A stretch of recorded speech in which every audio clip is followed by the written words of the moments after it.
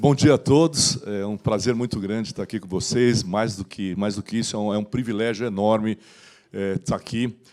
Hoje eu estou à frente da operação da BlackRock aqui no Brasil, mas tive uma vida muito diferente no meu passado. Na verdade, eu trabalhei por mais de quase 40 anos, na verdade, numa única empresa. Trabalhei 40 anos no Banco do Brasil e os últimos anos eu conduzia a área de gestão de fundos de investimentos do Banco do Brasil.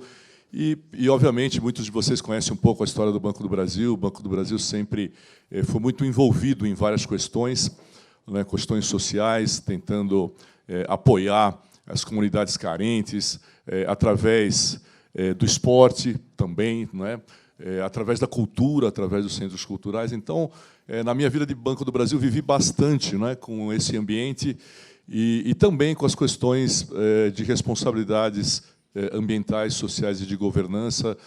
Na nossa gestora, lá na época do Banco do Brasil, nós aderimos ao PRI no ano de 2010. E aí, depois, em 2015, eu aposentei, né? Ainda não tinha reforma previdenciária na época, né? Então acabei conseguindo me aposentar e iniciei uma nova vida como conselheiro em empresas e também como consultor da BlackRock, não é? E aí não considerava mais voltar para a vida de executivo e sempre tinha uma coisa muito clara na minha cabeça. Depois de alguns anos de trabalho, você preserva algumas coisas, você consegue amealhar alguns patrimônios valiosos, e talvez o maior deles seja a reputação, a sua história. E aí, eu pensando comigo, eu falei, olha, se eu voltar a qualquer atividade um pouco mais intensa, seguramente vai ser alguma atividade onde eu possa ter boas pessoas do meu lado, bons projetos e, sobretudo, bons propósitos, não é? E assim segui aí meu período, minha jornada de 3 anos, não é? E aí voltei agora, na verdade, no início de 2019, eu voltei à vida de executivo. A BlackRock é a maior gestora de investimentos do mundo. Hoje ela gera perto de 7 trilhões de dólares, não é? E conhecia um pouco dela como consultor, e ela resolveu pensar um pouco mais em Brasil, pensar um pouco mais em como ampliar suas atividades aqui. E aí eu recebi o convite para retornar, e imediatamente pensei exatamente naquilo que eu pensei quando eu encerrei meu ciclo no Banco do Brasil. São boas pessoas, bons projetos e bons propósitos. Então, estou dentro, vamos em frente, não é? E aí fiquei muito feliz quando eu voltei a circular pelo mercado, né? Fiquei muito feliz em encontrar algumas pessoas, e especialmente nessa jornada, né? Eu diria até quase uma luta, quase uma guerra, né? Nessa jornada para tornar o ambiente de negócios, o mundo melhor, não é? Afinal de contas, todos nós estamos envolvidos dentro do mundo de negócios e a gente sabe o quão duro é esse mundo, mas pessoas ainda lutando para que isso se tornasse melhor. Algumas pessoas eu vejo aqui hoje, né? Estou vendo a Sônia, estou vendo o Gouveia, estou vendo tantas pessoas aqui que eu já me encontrei bastante no passado, já falando sobre essas coisas todas, continuando nessa jornada. Então, é muito bacana. E eu vou falar um pouco aqui com vocês, né? Talvez muitos de vocês tenham lido ultimamente, talvez esse ano, né? Acho que esse ano em particular teve uma repercussão muito grande a famosa carta do Larry Fink, né? Então, o Larry Fink, que é o CEO e fundador da BlackRock, BlackRock foi fundada em 88, ele solta uma carta para o mercado. Na verdade, essa carta é destinada aos CEOs das empresas que a BlackRock investe, falando um pouco do que ele está pensando a respeito de mundo, a respeito de investimento, a respeito de todo esse ecossistema que está relacionado com a atividade da BlackRock. E aí, muitas vezes, as pessoas pensam, puxa vida, que legal, o Larry Fink começou, né, que está dando uma tremenda repercussão, né? Pô, esses últimos anos o Larry Fink começou a mandar essa carta, que legal e tal. E aí as pessoas me procuram, Cacá, como é que é esse negócio? Me conta aí como é que é esse negócio dentro da BlackRock e assim por diante. E no fim, na verdade, é uma coisa interessante, porque o Larry Fink envia essa carta para os CEOs já há 12 anos. Né? Então, não foi em 2019 e nem nos últimos 3 anos. Na verdade, o Larry Fink solta essa carta há mais de 12 anos. E a questão do propósito, a discussão sobre propósito, ela iniciou junto com a atividade da BlackRock.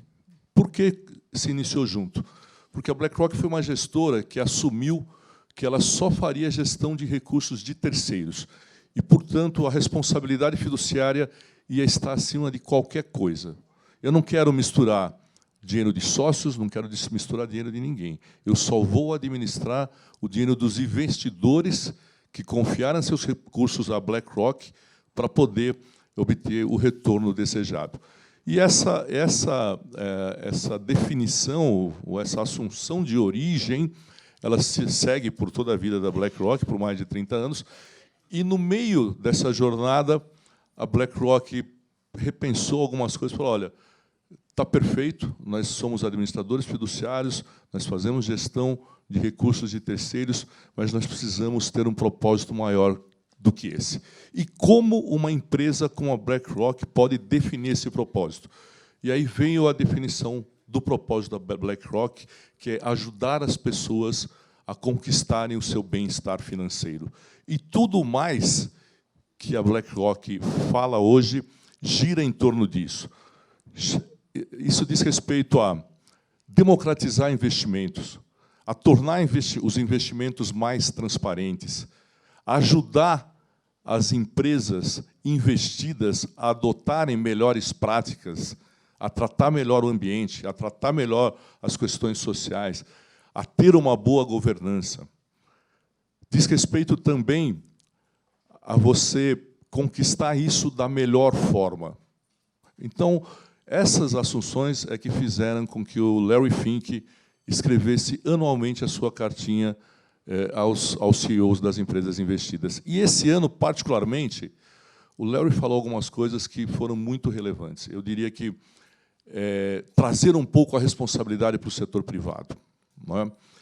Ele inicia a carta dele falando que ele tem tido a impressão de que a sociedade, que os governos não têm dado conta de resolver as crises que vieram nos últimos anos, especialmente a crise que se iniciou em 2008, e está tendo uma vida bastante prolongada. E ele cita já na carta a preocupação geopolítica, a questão das guerras comerciais, a questão da maior polarização do mundo, né, como questões que os governos não têm sido capazes de tratar adequadamente. E, portanto, o setor privado, e aí incluída a BlackRock, ela teria que estar engajada nessas questões para poder ajudar a melhorar isso. Então, a vocalização do Larry Fink vem muito nesse caminho, e para uma instituição financeira não é nada fácil, porque a primeira expectativa que as pessoas têm, quando colocam um dinheirinho lá na instituição financeira, é que ela dê um bom retorno. Não é? Então, ao longo da história, e quem andou nesse mundo, a Sônia, que andou lá pela B3, conhece muito bem essa história, né? Então, as pessoas ficam sempre com aquele dilema. Eu preciso buscar o melhor retorno, eu preciso entregar o melhor retorno. Será que isso se alinha com as boas práticas ou não? Não é? Felizmente, o que a gente vê, e graças a Deus nós já temos inúmeros exemplos, não é? Mesmo porque, quando a gente pensa em bem-estar financeiro, só um outro dado que é muito importante na forma como a BlackRock pensa a questão do bem-estar financeiro. O bem-estar financeiro é uma questão de longo prazo, não é uma questão momentânea, nem uma questão imediata, é uma questão que tem que ser construída ao longo prazo. Então, a BlackRock sempre olha tudo isso dentro de uma perspectiva de longo prazo.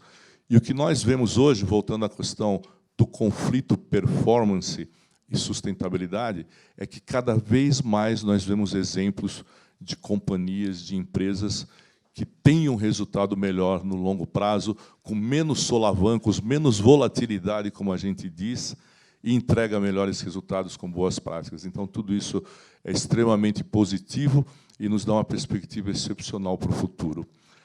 O que eu diria que, para nós, qual é o grande exemplo do Larry? Não é? A carta retrata algumas coisas, e algumas das meninas falaram algumas coisas sobre valores e questões que sempre vão estar presentes na vida de um CEO. Né? E, de fato, uma coisa que o Larry tem, e a palavra que ele mais usa, é paixão. Sejam apaixonados por entregar uma boa performance. Sejam apaixonados por respeitar o seu cliente. Sejam apaixonados por fazer as coisas pensando nas próximas gerações, não somente na sua geração. Sejam apaixonados pelos seus propósitos e tenham muita clareza dos seus propósitos. Então, eu diria, os líderes são, acima de tudo, grandes apaixonados e grandes fontes de inspiração, que só assim você vai fazer com que cada um dos seus colaboradores tenha o mesmo propósito e tenha a mesma paixão com você, e você consiga seguir uma trajetória de longo prazo, construindo um mundo melhor. Obrigado.